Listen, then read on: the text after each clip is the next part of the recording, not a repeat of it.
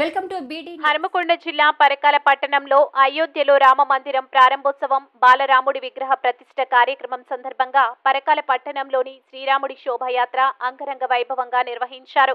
శ్రీరామ సీత లక్ష్మణ హనుమంతుడి వేషధారణతో పట్టణంలోని పురవీధుల గుండా శోభాయాత్ర కొనసాగింది. భారతదేశంలోని హిందూ బాంధవులు చిరకాల స్వప్నం ఈ రోజుతోనే నెరవేరింది అంటూ పరకాల పట్టణంలోని ప్రముఖ వైద్యుడు బీజేపీ రాష్ట్ర నాయకులు డాక్టర్ సంతోష్ కుమార్ సంతోషం వ్యక్తం చేశారు.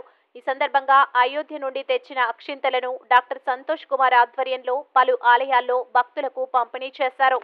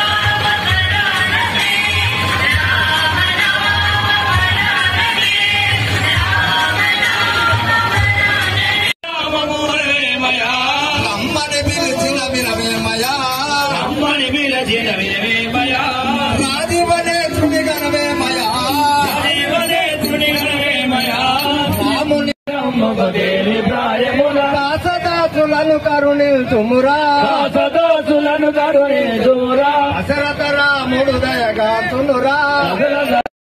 సీతమ్మ వారిని రావణాసురుడు ఎత్తుకుపోయిన తర్వాత యుద్ధం చేయాలి అని అనుకుంటే ఆయనకే కనుక శక్తితోటి కనుక పుట్టించాలనుకుంటే ఆయన కోట్ల మంది యోధులను పుట్టించి రావణుడితో యుద్ధం చేసేవాడు. కానీ ఒక మానవ మాత్రుడు ఏ విధంగా యుద్ధం తయారు చేసుకొని సైన్యం తయారు చేసుకొని పోయి యుద్ధం చేయాలో అదే రీతి లోపల కష్టపడి వానర సైన్యాన్ని తయారు చేసుకొని వెళ్ళి రావణాసురుడి మీద యుద్ధం చేయడం జరిగింది. అంటే మానవ దైవాంశ సంభూతుడైనప్పటికీ కూడా శ్రీమన్నారాయణుడు అయినప్పటికీ కూడా మానవునిగా జన్మించిన తర్వాత మానవునిగానే బతకాలి, మానవునిగానే జీవించాలి.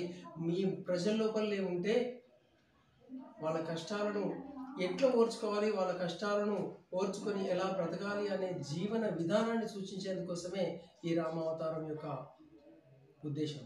చూస్తే ఒక్కొక్కరు ఇంట్లోంచి పరిగెత్తుకుంటూ తడి బట్టలతో పరిగెత్తుకుంటూ రామునికి పాదాలు కడిగి రాముని పాదాలు కడిగి స్వాగతిస్తూ అక్కడ అయోధ్య లోపల ఏ విధంగానైతే వాళ్ళు పులకించిపోతున్నారో ప్రతి ఒక్క పౌరుడు ఈ దేశంలోనే కాకుండా భారతదేశం లోపలే తెలంగాణలోనే కాకుండా ఈ ప్రపంచం లోపల ఉన్న వాళ్ళందరూ కూడా రాముని వైపు చూస్తూ ఈరోజు వాళ్ళ తనువులు రాముడికి అంకితం చేసి వాళ్ళ మనసులు రాముడికి అంకితం చేసి పులకింత భావంతో ఈ రాముడిని ఆరాధిస్తున్నారు. శాంతి కల్పిస్తారని చెప్పేసి ప్రపంచానికి మేలు కల్పిస్తారని చెప్పేసి సుఖ సంతోషాలతో పాటు భోగభాగ్యాలతో పాటు పాడి పంటలతో పాటు అన్ని విధాల రాముడు కాపాడుతాడని చెప్పేసి కోరుకుంటూ నేను